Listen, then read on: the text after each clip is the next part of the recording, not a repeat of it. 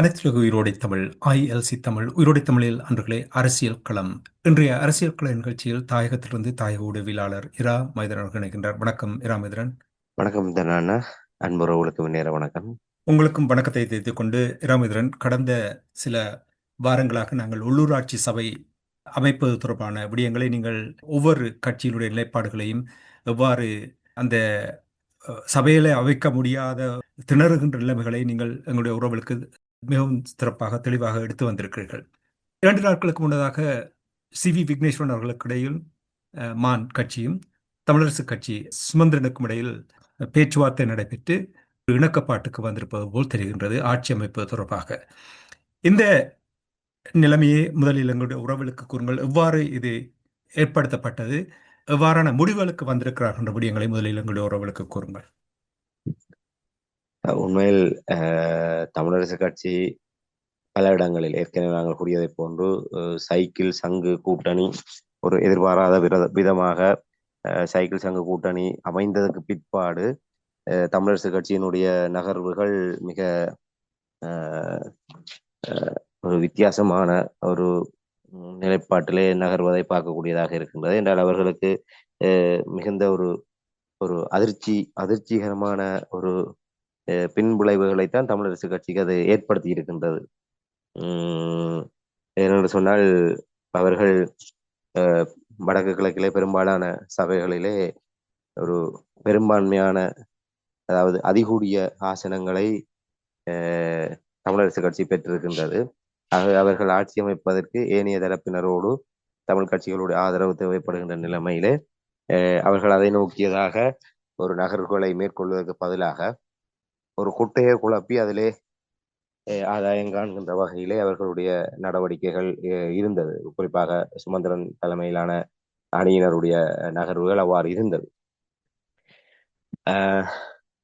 அதிலே பிரதானமாக இந்த தரப்புகள், ஏனைய தமிழ் தேசிய தரப்புகள் ஒன்றிணைந்து விடக்கூடாது என்பதிலே மிக கவனமாக சுமந்திரன் தரப்பு செயல்பட்டு வந்தது. அதையும் மீறி சங்கு சைக்கிள் தரப்பு ஒன்றிணைந்தமை தமிழரசு கட்சியினுடைய ஒரு பெரும்பான்மையை ஒரு கேள்விக்குள்ளாக்குகின்ற ஒரு நிலைமையை அதை ஏற்படுத்தி இருந்தது. இதை அடுத்துதான் நான் நினைக்கின்றேன் ஒரு மாற்று ஏற்பாடுகளாக இவ்வாறான நிலைப்பாட்டுக்கு சென்றிருக்கிறார். தமிழ் மக்கள் கூட்டணி, நீதியரசர் CV விக்னேஸ்வரன் அவர்களுடைய தமிழ் மக்கள் கூட்டணி நல்லூர் பிரதேச சபையிலே 2வது இடத்தை பெற்றிருந்தது. தமிழரசு கட்சி 7 ஆசனங்களையும், அங்கே மொத்தமாக 20 ஆசனங்கள், நல்லூர் பிரதேச சபைக்கு மொத்தமாக 20 ஆசனங்கள் கொண்ட ஒரு சபை. அதிலே தேர்தல் முடிவுகளின் அடிப்படையிலே 7 ஆசனங்களை தமிழரசு கட்சியும் 6 ஆசனங்களை தமிழ் மக்கள் கூட்டணியும், தேசிய மக்கள் சக்தியும் ஜனநாயக தேசிய கூட்டணி DTNAயும் 3 ஆசனங்களையும், ஈழ மக்கள் ஜனநாயக கட்சி 1 ஆசனத்தையும் அங்கே பெற்றிருந்தது. அங்கே நல்லூர் பிரதேச சபையிலும் பருத்துறை பிரதேச சபையிலும் தமிழ் தேசிய பேரவையினுடைய, அதாவது சைக்கிள் சின்னத்திலே போட்டியிட்ட தமிழ் தேசிய பேரவையினுடைய வேட்புமனுக்கள் நிராகரிக்கப்பட்டிருந்தது. அந்த அடிப்படையிலே அங்கே தமிழ் தேசிய பேரவை ஒரு போட்டியிடாத நிலைமை இருந்தது. அந்த இடத்திலே தான் இப்படியான ஒரு முடிவுகள் வந்திருந்தது. ஆகவே ஒரு 2 தரப்பு, 1வது இடத்திலும் 2வது இடத்திலும் வந்த தமிழரசு கட்சியும் தமிழ் மக்கள் கூட்டணியும் இணைந்து ஆட்சி அமைப்பது தொடர்பாக அவர்களுக்கு ஒரு இணக்கப்பாடு எட்டப்பட்டது. இது தொடர்பாக எந்த விதமான ஒரு அநேகமாக மற்ற விடயங்கள் எல்லாம் அந்த பேசப்பட்டு கொண்டிருந்த போது முன்கூட்டிய தகவல்கள் வெளிவந்தது. இந்த விடயம் அவர்கள் உடன்படிக்கை கைச்சாத்திட்டதுக்கு பின்னர் தான் இந்த விடயங்கள் வெளியே கொண்டு வரப்பட்டது. அவ்வளவு தூரம் ரகசியமாக இந்த முன்னெடுப்பு வைக்கப்பட்டிருந்தது என்றால் நாங்கள் அவதானியக்கூடியதாக இருக்கின்றது. அதிலே 2வது இடத்தை பெற்ற தமிழ் மக்கள் கூட்டணி முதல் 2 வருடங்களும் ஆட்சியை நடத்துவது என்கின்ற ஒரு உடன்பாடு எட்டப்பட்டிருக்கின்றது. அதாவது தமிழரசு கட்சி பெரும்பான்மையான ஆசனங்களை பெற்றிருந்தாலும் ஆட்சி அமைக்கின்ற வாய்ப்பை இரண்டாவது இடத்திலே 6 ஆசனங்களோடு இருக்கின்ற தமிழ் மக்கள் கூட்டணிக்கு விட்டு கொடுத்திருக்கின்றது. இது தொடர்பான ஒரு உடன்படிக்கை தான் தமிழ் மக்கள் கூட்டணியினுடைய செயலாளர் நாயகமாக விக்னேஸ்வரன் அவர்களுக்கும் தமிழரசு கட்சியினுடைய பதில் செயலாளராக இருக்கின்ற சுமந்திரன் அவர்களுக்கும் இடையே அந்த ஒப்பந்தம் கைச்சாத்திடப்பட்டிருக்கின்றது. முதல் 2 வருடங்கள் தமிழ் மக்கள் கூட்டணியும், மிகுதி 2 வருடங்கள் தமிழரசு கட்சியும் ஆட்சியை மாற்றி மாற்றி மேற்கொள்வது என்பதாக அந்த உடன்பாடு மேற்கொள்ளப்படுகிறது. அதிலும் குறிப்பாக கொழும்பில் இருக்கின்ற நீதியரசர் விக்னேஸ்வரன் அவருடைய இல்லத்துக்கு நேரில் தேடிச் சென்ற சுமந்திரன் அவர்கள் இது தொடர்பாக உடன்படிக்கையிலே கைச்சாத்திட்டு இருக்கின்றார். அதன் அடிப்படையிலே நேற்றைய தினம் நடைபெற்ற அந்த வாக்கெடுப்பிலே இவர்களுடைய உடன்பாட்டின் அடிப்படையிலே தமிழ் மக்கள் கூட்டணி அங்கே ஆட்சி அமைத்திருக்கின்றது. இராமேந்திரன், இங்கே ஒரு குழப்பம் இருக்கின்றது எனக்கு. என்னவென்று சொன்னால், உங்களுக்கு தெரியும், விக்னேஸ்வரன் அவருக்கு எதிராக தமிழரசு கட்சி நம்பிக்கையில்லா பிரேரணம் கொண்டு வந்த உங்களுக்கு நல்ல ஞாபகம் இருக்கும். இனி அரசியல் என்று வரும்பொழுது எதிரும் புதிருமாக இருந்த இந்த இரு கட்சிகளுக்கும் இடையில் இவ்வாறான ஒரு ஒப்பந்தத்துக்கும் இவ்வாறான ஒரு இணக்கப்பாட்டுக்கு வருவதற்கும் என்ன காரணம்? மிக இலகுவாக நாங்கள் இது பெரிய அளவிலே ஆழமாக சென்று ஆராய வேண்டிய ஒரு தேவை இல்லை என்று நான் நம்புகின்றேன். முழுக்க முழுக்க தமிழ் தேசிய அரசியலை நாசமாக்குகின்ற சுமந்திரனுடைய நிகழ்ச்சி நிரலினுடைய ஒரு தொடர்ச்சியாகத்தான் நாங்கள் இதை பார்க்க முடியும். வேறொன்று நாங்கள் இதிலே பெருசாக இதனுடைய பின்னணி தொடர்பாக ஆழமாக ஆராய்ந்து பார்க்கின்ற அளவுக்கு வேறு எந்த காரணங்களும் இதில் இல்லை. ஏனென்று சொன்னால், ஏற்கனவே நாங்கள் சங்கு சைக்கிள் கூட்டணியினுடைய ஒருங்கிணைவு என்பது சுமந்திரன் தரப்புக்கு மிகப்பெரிய ஒரு அதிர்ச்சியை ஏற்படுத்தி இருந்தது. அது மாத்திரமல்லாமல் வெறுமனே உள்ளூராட்சி மன்ற தேர்தல் என்பதை கடந்து அடுத்து வருகின்ற மாகாண சபை தேர்தல் வரை இந்த கூட்டு நீடிக்குமாக இருந்தால் அது தமிழரசு கட்சிக்கு மிகப்பெரிய சவாலை ஏற்படுத்தக்கூடிய அணியாக அந்த அணி இருக்கும் என்று எதிர்பார்க்கப்படுகின்றது. இந்த தமிழ் சங்கு சைக்கிள் இணைந்து ஏற்படுத்தி கொண்ட உடன்பாட்டின் அடிப்படையிலே தமிழ் தேசிய பரப்பிலே இயங்குகின்ற ஏனைய தரப்புகளையும் அந்த இணைந்து ஒன்றாக பயணிக்கின்றதற்கும் அவர்கள் அழைப்பு விடுத்திருந்தார்கள். இந்த உள்ளூராட்சி மன்ற தேர்தல் ஆட்சி அமைத்ததற்கு பிற்பாடு இந்த கூட்டணி நீடிக்குமா இல்லையா என்பது இதுவரை உறுதியாக தெரியவில்லை. இருந்தாலும் அரசியல் ரீதியாக இந்த இணக்கப்பாடு தொடருமாக இருந்தால் ஏனைய தரப்புகள் அதை நோக்கி, என்றால் தமிழரசு கட்சியிலே சுமந்திரனுடைய தலைமைத்துவத்துக்கு கீழ் அவர் செயலாளராக இருந்தாலும் அவர் எடுக்கின்ற முடிவுகள்லாம் அங்கே முழுமையாக நிறைவேற்றப்படுகின்ற ஒரு நிலைமை இருக்கின்றது. அவை சுமந்திரன் அவர்களுடைய ஒரு தலைமைத்துவத்துக்கு கீழ் இருக்கின்ற தமிழரசு கட்சியோடு இணைந்து பயணிப்பது என்பது எந்த ஒரு தரப்புக்குமே அது சாத்தியம் இல்லாத விடயம். என்றால் ஒரு கட்சி என்கின்ற அனுசரிப்போடோ இல்லை தமிழ் தேசியத்தை பாதுகாக்க வேண்டும் என்ற உணர்வோடோ செயல்படுகின்ற ஒரு நபர் சுமந்திரன் அல்ல. தமிழ் தேசியத்தை முற்றாக அழித்தொழித்து தமிழரசு கட்சியையும் இல்லாமல் அழித்து, இந்த தமிழரசு கட்சியை இல்லாமல் அழிப்பதனூடாகத்தான் தமிழ் தேசியத்தை நாசமாக்க முடியும்.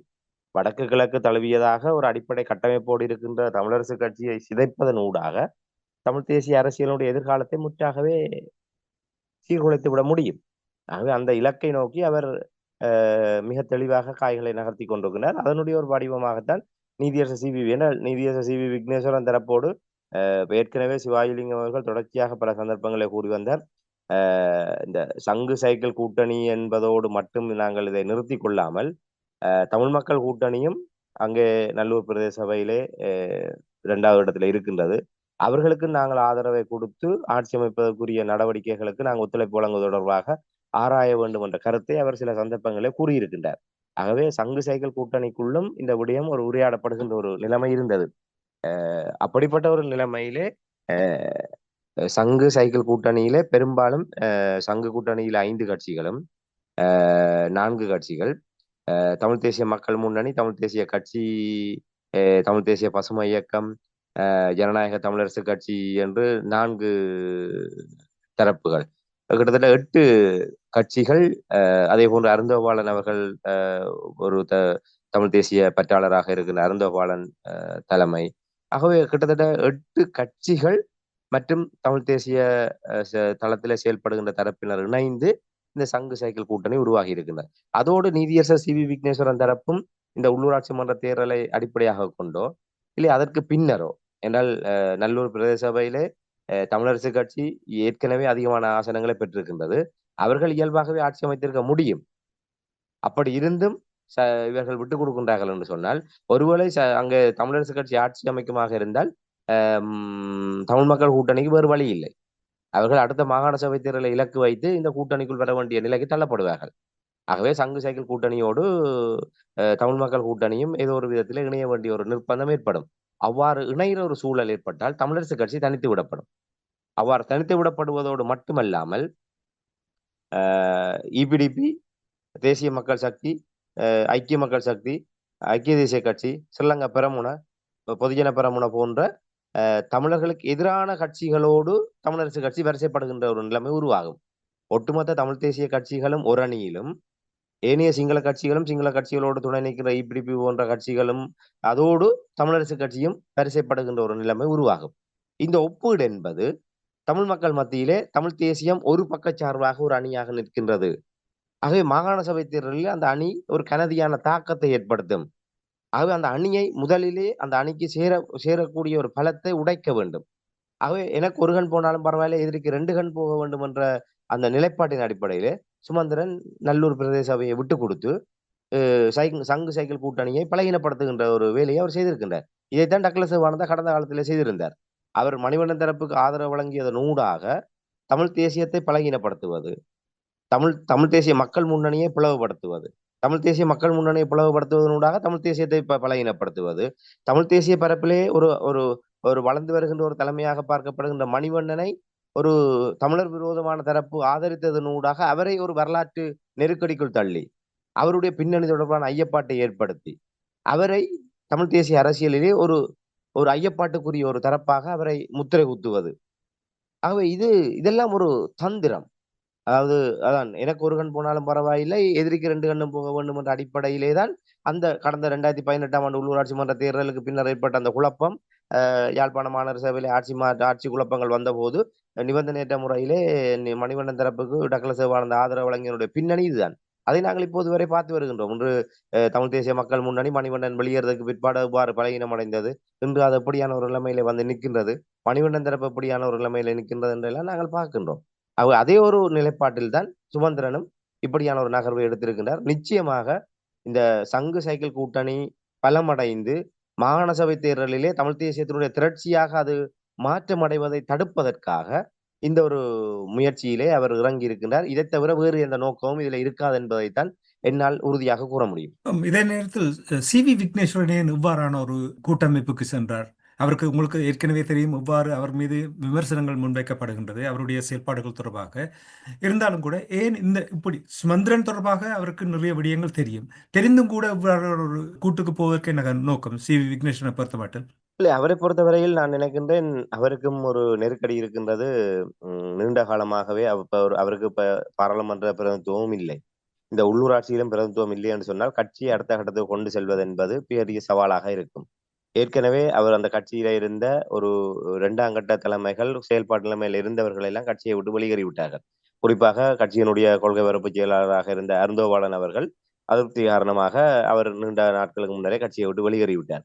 மேலும் பலர் கட்சியிலிருந்து கட்சியினுடைய செயல்பாட்டாளராக ஒரு தொகுதி அமைப்பாளராக இருந்த பலர் இந்த கடந்த பாராளுமன்ற தேர்தலோடைய கட்சியை விட்டு வெளியேறிவிட்டார்கள். இப்போது மணிவண்ணன் தரப்பு மட்டும்தான் அதிலே எஞ்சி இருக்கின்றது. நீதியரசர் சி.வி. விக்னேஸ்வரனும் மணிவண்ணன் தரப்பு மட்டும்தான் எஞ்சி இருக்கின்றது. ஆகவே அவர்கள் ஒரு யாழ்ப்பாண நகரத்தை மட்டுமே மையப்படுத்தியதாகத்தான் அவர்களுடைய அந்த மணிவண்ணன் அவர்களுடைய செல்வாக்கு எங்கெல்லாம் இருக்கின்றதோ அங்கு மட்டும்தான் இந்த தமிழ் மக்கள் கூட்டணியுடைய செல்வாக்கு இருக்கின்ற ஒரு நிலைமை இருக்கின்றது. அதை கடந்து யாழ்ப்பாண நகரை கடந்து தமிழ் மக்கள் கூட்டணியினால் அரசியல் செயல்பாடுகளை முன்னெடுக்க முடியாத அளவுக்கு அது ஒரு பலகீனமான நிலைமை அடைந்திருக்கின்றது. ஆக இப்படியான ஒரு நிலைமையிலே ஏதாவது ஒரு சபைகளை ஒரு அதிகாரத்திலே இருக்கின்ற பட்சத்தில் தான் அந்த கட்சியினுடைய எதிர்காலத்தை வளப்படுத்த முடியும் என்ற நிலைப்பாட்டிலே அவர் தனக்கு கிடைத்த அந்த சந்தர்ப்பத்தை இவராக தேடி சென்றிருக்க மாட்டார். சுமந்திரன் அப்படியான ஒரு என்ன சொல்வது, நாங்கள் சொல்வதாக இருந்தால் அவருக்கு ஒரு சிறப்பு சலுகையை அவர் வழங்கிய போது இவரும் காகம் இருக்க பனம்பழம் விழுந்ததை போன்று அவரும் டக்கண்டு ஓகே நல்ல ஒரு சந்தர்ப்பம் அவர் சிந்தித்து பார்த்திருப்பார், கட்சியை வளர்ப்பதற்குரிய ஒரு சந்தர்ப்பமா. இது முழுக்க முழுக்க நீதியரசர் சி.வி. விக்னேஸ்வரன் அவர்களுடைய ஒரு முடிவாகவோ தெரிவாகவோ இருந்திருக்காது என்று நான் நம்புகின்றேன்.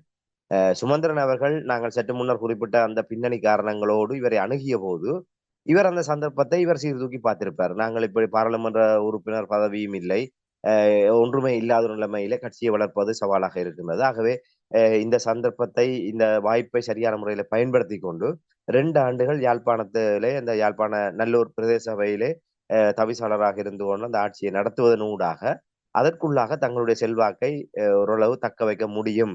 அதன் மூலமாக மாகாண சபை தேர்தலிலே கட்சியை உயிரோட்டமாக வைத்திருக்க முடியும் என்ற ஒரு நிலைப்பாட்டை அவர் மதிப்பிட்டிருக்க முடியும். அதன் காரணமாக, என்றால் நாங்கள் ஆரம்பத்திலிருந்தே விக்னேஸ்வரன் அவர்கள் தொடர்பாக கூட அவர் ஒரு அநியாயத்துக்கு நல்லவர். அவர் சூதுவாது தெரியாது. அரசியலுக்கு அவர் ஒரு குழந்தை. அரசியல் தொடர்பான இந்த சூட்சுமங்களையும் இப்படியான சூழ்ச்சி கோட்பாடுகளையும் அவரால் புரிந்து கொள்வது கடினம். அதை எதிர்கொண்டு வியூகங்களை வகுப்பதற்கும் அவரால் இயலாது. அப்படியானவர்களையும் அவர் தன்னகத்தை வைத்திருக்கவில்லை. ஒரு நீதியரசராக இருந்து கொண்டு எப்படி தனியே தான் ஒரு இருட்டறைக்குள் இருந்து கொண்டு தீர்ப்புகளை எழுதியதை போன்றே அரசியலில் முடிவுகளை எடுப்பதனால்தான் இன்று ஒரு மிகப்பெரிய ஒரு பெரிய ஒரு எதிர்பார்ப்போடு ஒரு ஒரு தமிழ் தேசிய பரப்பிலே ஒரு வலுவாக கட்டியெழுப்பப்பட்ட தமிழ் மக்கள் கூட்டணி என்பது இன்று பரிதாபத்துக்குரிய இடத்திலே வந்திருக்கின்றது என்று சொன்னால் அவருடைய அணுகுமுறை தான் காரணம் என்றால் என்னுடைய மதிப்பீடு. அதாவது ஒரு அரசியல் என்பது அரசியலுக்கு ஏற்ற வகையிலே அந்த முடிவுகளை எடுக்கக்கூடிய வகையிலும் ஆலோசித்து எது சரி பிழை, இந்த இந்த வியூகங்களை நாங்கள் வகுத்தால் இதன் மூலமாக எதிர்காலத்தில் எப்படியான நகர்வுகள் வரும், இதை நாங்கள் செய்தால் எதிர்காலத்தில் எப்படியான பாதகமான முடிவுகள் வரும் என்று அப்படி சீர்தூக்கி பார்ப்பார். அவர் ஒரு நீதிபதியாக இருந்தோடு தீர்ப்புகளை எழுதி வாசிப்பதை போன்று கட்சியினுடைய தலைவிதிகளையும் அவர் எழுதி வாசிக்க தலைப்பட்டதனுடைய விளைவு, இருட்டறைக்குள் தானே அந்த முடிவுகளை எடுக்க தலைப்பட்டதனுடைய விளைவு இதுவாகத்தான் இருக்கு. ஆகவே அவர் இந்த இடத்திலே அவர் இப்படியான ஒரு ஒரு தீர்க்கதரிசனமற்ற முறையிலே நிச்சயமாக இது ஒரு அரசியல் தற்கொலையாகத்தான் நாங்கள் கூற முடியும். அதாவது நீதியரசர் சி வி விக்னேஸ்வரன் தலைமையிலான தமிழ் மக்கள் கூட்டணி ஒரு அரசியல் தற்கொலை செய்யக்கூடிய வகையில் தான் இந்த முடிவு அமைந்திருக்கின்றது. ஆகவே இது அவர்களுக்கு எந்த விதத்திலுமே பயனளிக்கப் போவதில்லை என்பதை நாங்கள் இந்த இடத்தில் ஆணித்தரமாக கூற முடியும். ராமதரன், இப்ப நாங்கள் 2 பேருடைய பலவீனமான நிலைமைகளை நாங்கள் பார்த்தோம். தமிழ் மக்களுடைய விரோதமான நிலைப்பாடு, குறிப்பாக சுமந்திரன் தொடர்பாக நீங்கள் கூறினீர்கள். சி வி விக்னேஸ்வரனுடைய பலவீனமான நிலைமையை நீங்கள் கூறும் பொழுது, உள்ளூராட்சி சபை அமைப்பது தொடர்பாக மக்களுடைய பிரச்சனைகளை தீர்த்து வருவதற்கு இவ்வாறான கூட்டாக இவர்கள் பணிபுரிவதும் ஒரு ஆரோக்கியமான விடயமாக நீங்கள் பார்க்கவில்லையா? இல்லை, சுமந்திரன் அவர்களுடைய இந்த விடயத்தை நாங்கள் ஒரு நல்லெண்ண அடிப்படையில பார்க்க முடியாது. ஏற்கனவே நாங்கள் சில நிகழ்ச்சியில பார்த்திருக்கின்றோம். இன்று கிழக்கு மாகாணத்திலே தமிழரசு கட்சி முஸ்லிம் காங்கிரஸோடும் சுயேட்சைகளோடும் இணைந்து ஒரு ஒப்பந்தங்களை மேற்கொண்டு அங்கே ஆட்சி அமைத்திருக்கின்றது. இங்கே தமிழ் மக்களுக்கு விரோதமாக தமிழின படுகொலையோடு துணை நின்ற ஈழ மக்கள் ஜனநாயக கட்சியோடு அவர்கள் நேரடியாக போய் பேசுகின்றார்கள். தேசிய மக்கள் சக்தியோடு திரைமறைவிலே பேசுகின்றார்கள்.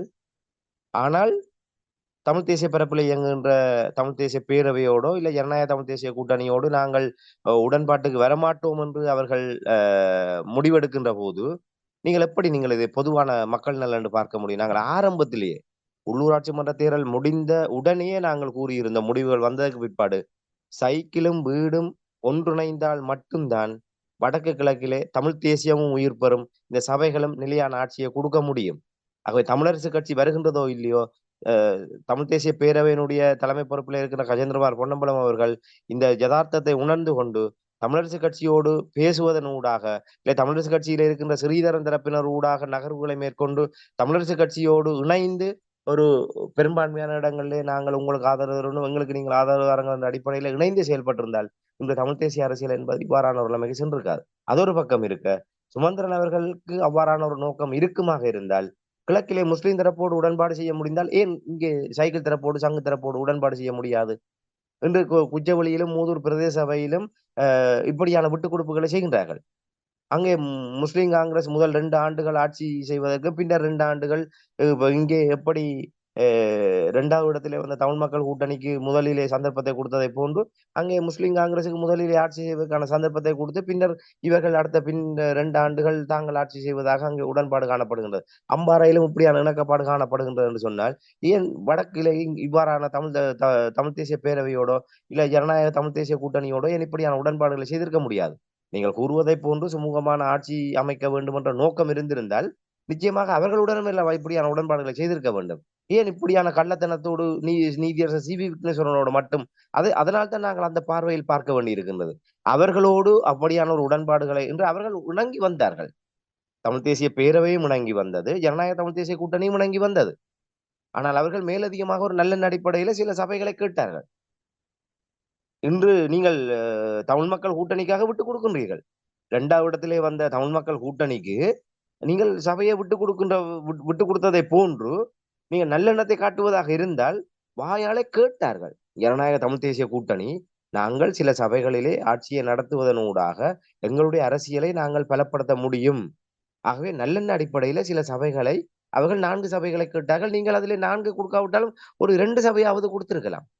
கொடுத்திருந்தால் ஜனநாயக தமிழ் தேசிய கூட்டணி தமிழரசு கட்சியோடு இணைந்து ஆட்சி அமைக்கின்ற ஒரு நிலைமை உருவாகி இருக்கும். அது வன்னி மாவட்டத்திலும் மிகப்பெரிய ஒரு தாக்கத்தை செலுத்தக்கூடியதாக இருந்திருக்கும். சங்கும் வீடும் இணைகின்ற பட்சத்திலே அது மிகப்பெரிய ஒரு ஒரு தமிழ் தேசியத்துக்கான ஒரு பக்கபலமாக இருந்திருக்கும் என்றால் இன்று வன்னி பிராந்தியத்திலே மிகப்பெரிய கேள்விக்குரிய நிலைமை உருவாகி இருக்கின்றது. அங்கே தேசிய மக்கள் சக்தியும் திசை காட்டியும் அங்கே தமிழ் தேசியத்தை விட அதிகமான ஆசனங்களை பெற்றவர்களாக இருக்கின்றார்கள். இவ்வாறு சுமந்திரன் அவர்கள் கூறிவிட்டார், யாழ்ப்பாணத்திலே நீங்கள் என்ன முடிவெடுத்தீர்களோ அதே முடிவுதான் வன்னியிலும் எதிரொலிக்கும் என்று டெலோ தரப்பினருக்கு பகிரங்கமாக கூறிவிட்டார். அதாவது இவர்கள் ஏனால் வன்னியை பொறுத்தவரையிலே தமிழ் தேசிய பேரவை என்பது அங்கே பலவீனப்பட்டிருக்கின்றது. 2 உறுப்பினர்கள்லாம் நாங்கள் வன்னி தேர்தல் மாவட்டத்திலே தமிழ் தேசிய பேரவைக்கு சைக்கிள் சின்னத்திலே வெற்றி பெற்றிருக்கின்றார்கள். ஆகவே யாழ்ப்பாணத்தில் மட்டும்தான் தமிழ் தேசிய பேரவை அதிகமான உறுப்பினர்களை பெற்றிருக்கின்றது.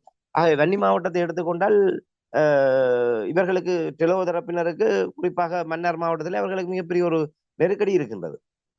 ஆகவே அவர்கள் அங்கே தமிழரசு கட்சியோடு இணைந்தால் மட்டும்தான் ஆட்சி அமைக்க முடியும் என்ற ஒரு நிலைப்பாடு. அவர்கள் நேரடியாகவே சுமந்திரனோடு பேசி இருக்கின்றார்கள். அதாவது சங்கு சைக்கிள் கூட்டணி அமைந்ததற்கு பிற்பாடு தமிழரசு கட்சியோடு பேசி இருக்கின்றார்கள்.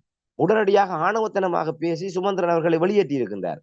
நீங்கள் யாழ்ப்பாணத்தில் என்ன முடிவெடுக்கின்றீர்களோ அதுதான் வன்னியிலும் பிரதிபலிக்கும் என்று அவர் அவமானப்படுத்தி அனுப்பி இருக்கின்றார். என்றால் யாழ்ப்பாணத்திலே நீங்கள் எங்களை நிராகரித்தால் நாங்கள் உங்களை அங்கே நிராகரிப்போம் என்று.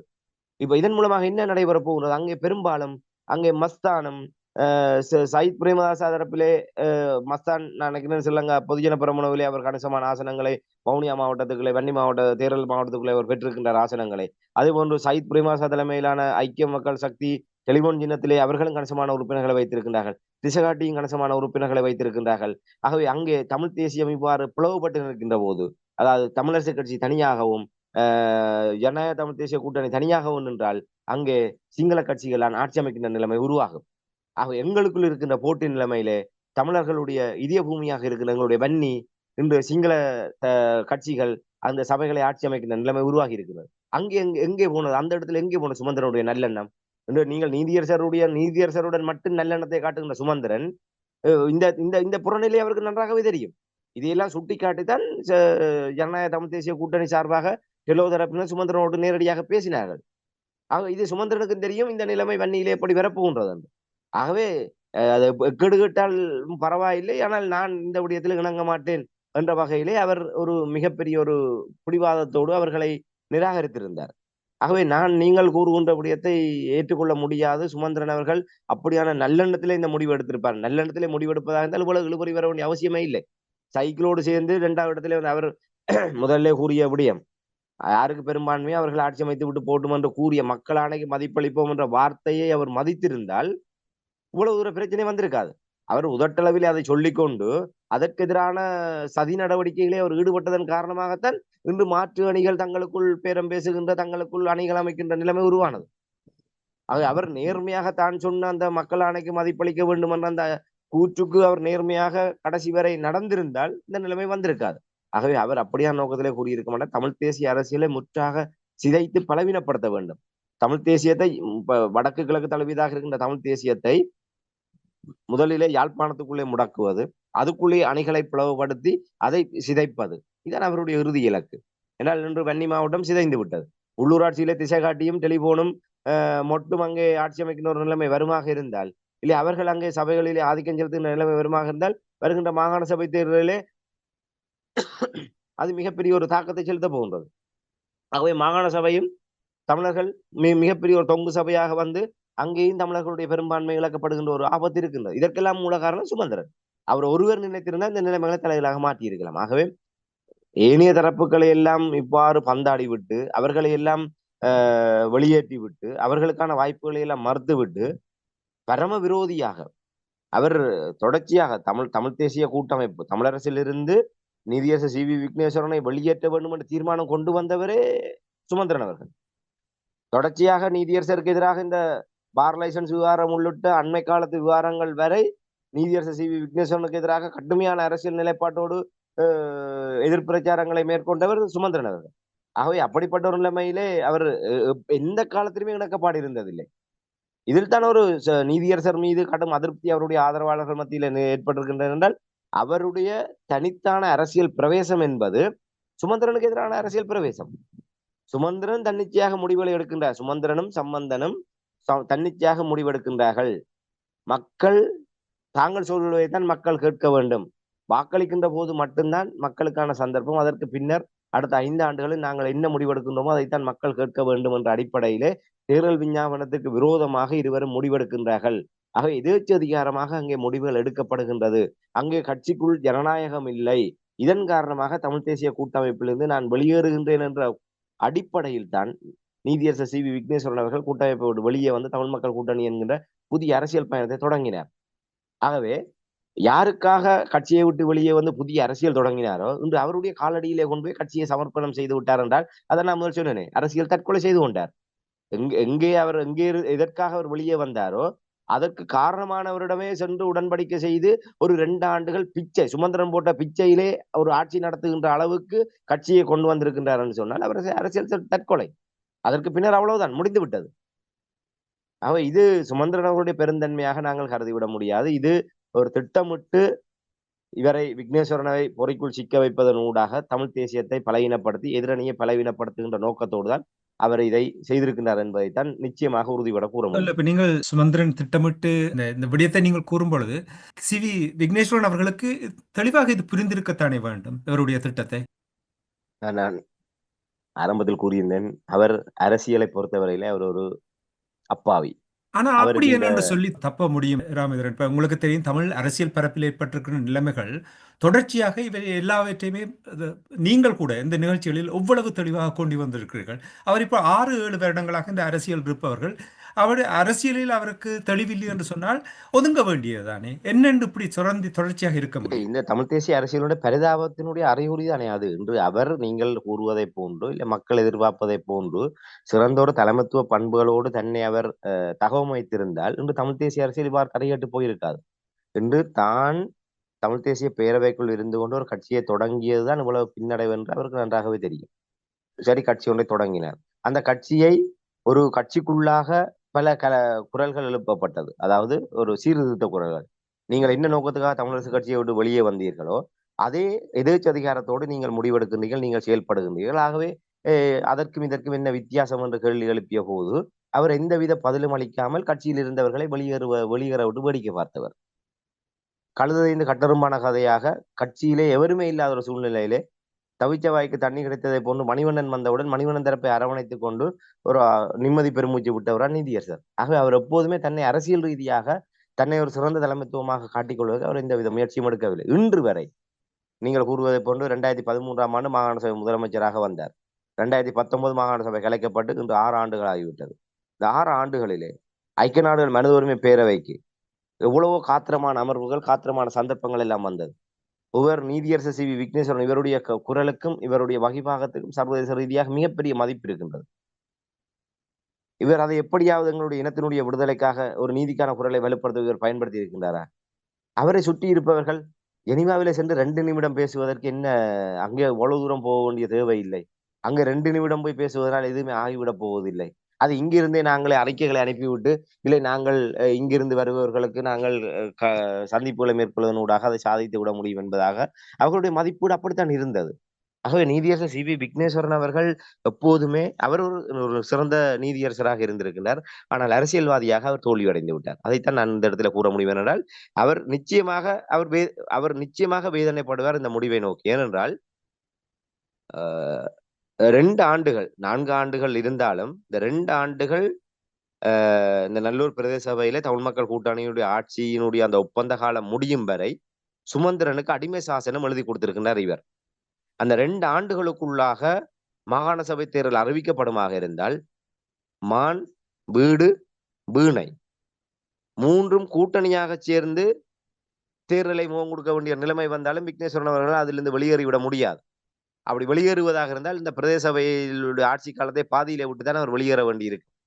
அவர் அப்படி வேறான முடிவு எடுப்பாராக இருந்தால் கடந்த ஆட்சி காலத்திலே டக்ளஸ் தேவானந்தா இவ்வாறு தமிழ் தேசிய கட்சி, தமிழரசு கட்சி உள்ளிட்ட தரப்பினருக்கு ஆதரவை வழங்கிவிட்டு பின்னர் நடுவிலே சபைகளை குழப்பி அடித்ததை போன்று சுமந்திரன் நடைபெறுகின்ற வரவு செலவு திட்டம் உள்ளிட்ட விடயங்களிலே தங்களுடைய தரப்பை எதிர்த்து வாக்களிக்க வைத்து அங்கே சபையை ஆட்சியை கவிழ்ப்பதற்குரிய நடவடிக்கை சுமந்திரன் மேற்கொள்வார். இதே நீதியரசர் சி.வி. விக்னேஸ்வரனுக்கு எதிராக நள்ளிரவிலே ஒரு தர்மத்தை மீறி சபையிலே ஒரு நடுநிலைமையாக இருக்க வேண்டிய சபை தலைவர் சி.வி.கே. சிவஞானம் என்பவர் எதிர்கட்சிக்கும் ஆளுங்கட்சிக்கும் நடுவிலே நடுநிலையாக இருக்க வேண்டியவர் தானும் சேர்ந்து கையொப்பம் வைத்து இந்த சைந்தன் போன்ற தரப்பினரையும் உள்ளடக்கியதாக இரவோடு இரவாக சென்று ஆளுநரிடம் சி.வி. விக்னேஸ்வரனுக்கு எதிரான நம்பிக்கையில்லா பிரேரணையை கொண்டு போய் சமர்ப்பித்ததனுடைய சூத்திரதாரி சுமந்திரன் அவர்கள். அப்படிப்பட்ட சுமந்திரனும் அடிமை சாசனம் எழுதிவிட்டு இவர் எப்படி நிம்மதியாக இருந்து விட முடியும்? ஆகவே மாகாண சபை அறிவிக்கப்பட்டால் வீட்டோடு சேர்ந்து இவர் கேட்க வேண்டிய ஒரு நிலைமை உருவாகும். வீடு மறைமுகமாக டக்ளஸ் தேவானந்தாவோடு ஒப்பந்தம் செய்திருக்கின்றது. ஆகவே அவர்களும் மாகாண சபையிலே ஏதோ ஒரு இணக்கப்பாட்டின் அடிப்படையில் தான் செயல்பட வேண்டியவர்களாக இருக்கின்றார்கள். ஏனால் பெரும்பாலான சபைகளிலே இபிடிபியினுடைய ஆதரவுடன் தமிழரசு கட்சி ஆட்சி அமைக்கின்ற நிலைமை உருவாகி இருக்கிறது. ஆகவே மாகாண சபை தேர்தலிலும் ஈழ மக்கள் ஜனநாயக கட்சிக்கு டக்ளஸ் தேவானந்தாவுக்கு எதிராக தமிழரசு கட்சி நிலைப்பாடு எடுக்குமாக இருந்தால் அங்கே சபைகள் குழம்புகின்ற நிலைமை உருவாகும். ஆகவே ஏதோ ஒரு விதத்திலே சுமந்திரன் நேரடியாகவும் மறைமுகமாகவும் டக்ளஸோடு இணங்கித்தான் மாகாண சபை தேர்தலிலும் செயல்படக்கூடிய நிலைமை உருவாகும். ஆகவே விக்னேஸ்வரன் சுமந்திரன் டக்ளஸ் என்கின்ற ஒரு கூட்டு அடிப்படையில் அவர்கள் மாகாண சபை எதிர்கொள்வதற்கு நிர்பந்திக்கப்படுவார்கள். அப்படி இல்லை என்று சொன்னால் இவர்கள் வெளியேறுவார்களாக இருந்தால் சுமந்திரன் சொல்வார், இந்த விக்னேஸ்வரன் துரோகம் செய்து விட்டார், எப்படி கூட்டமைப்புக்குள் இருந்து முதுகில் குத்தி விட்டு வெளியேறாரோ அதே போன்று இந்த உடன்பாட்டை மீறி அவர் வெளியேறி சென்று விட்டார் என்று சுமந்திரன் கூறினால் அது சி.வி. விக்னேஸ்வரன் தரப்புக்கு மாகாண சபை தேர்தலை பாரிய பின்னடைவை ஏற்படுத்தும். ஏனென்றால் அவருடைய கூட்டில் அது நியாயம் இருக்கின்றது. இதையெல்லாம் தெரியாமல நீங்கள் கையெழுத்து இல்லை எங்களுக்கு தெரியாது, நாங்கள் தெரியாம கையெழுத்து வச்சுட்டு இருந்தோம். பார் லைசன்ஸுக்கு நாங்கள் அபலை பெண்ணுக்கு நாங்கள் வாழ்வாதார உதவி கொடுத்தோம் என்ற பெயரிலே நாங்கள் வியாக்கியானத்தை கூறுனோமாக இருந்தால் சவப்பட்டி கடைசி ஆணை அடித்து விடும் மக்கள் அடுத்த வேலையை பார்க்க சென்று விடுவார்கள். ஆகவே தமிழ் மக்கள் கூட்டணியினுடைய அரசியல் என்பது சுமந்திரனுக்கு அடிமை சாசனம் எழுதி கொடுக்கப்பட்டதோடு அது முற்றுமுழுதாகவே மரணப்படுக்கைக்கு கொண்டு செல்லப்பட்டு விட்டது.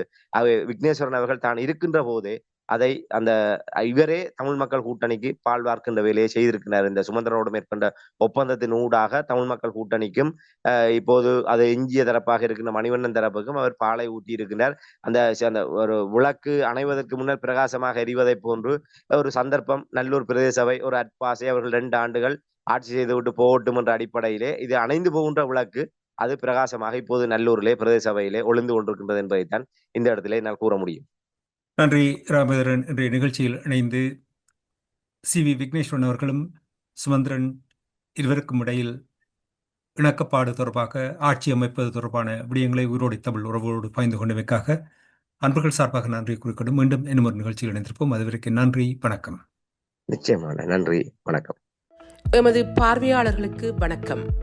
மக்களின் குரலாய் ஓங்கி ஒலிக்கும் இலக்கு மின்னிதழ் மற்றும் உயிரோடை தமிழ் வானொலி ஆகிய இவ்விரு ஊடகங்களும் உங்களைப் போன்ற எமது நேயர்கள் நண்பர்களின் ஆதரவிலேயே இயங்கி வருகின்றன.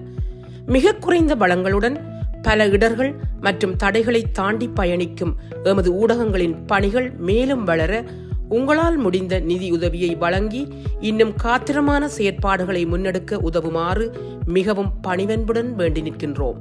உங்கள் பங்களிப்பு உங்களின் உரிமை குரலாய் ஓங்கி ஒலிக்கும். நன்றி.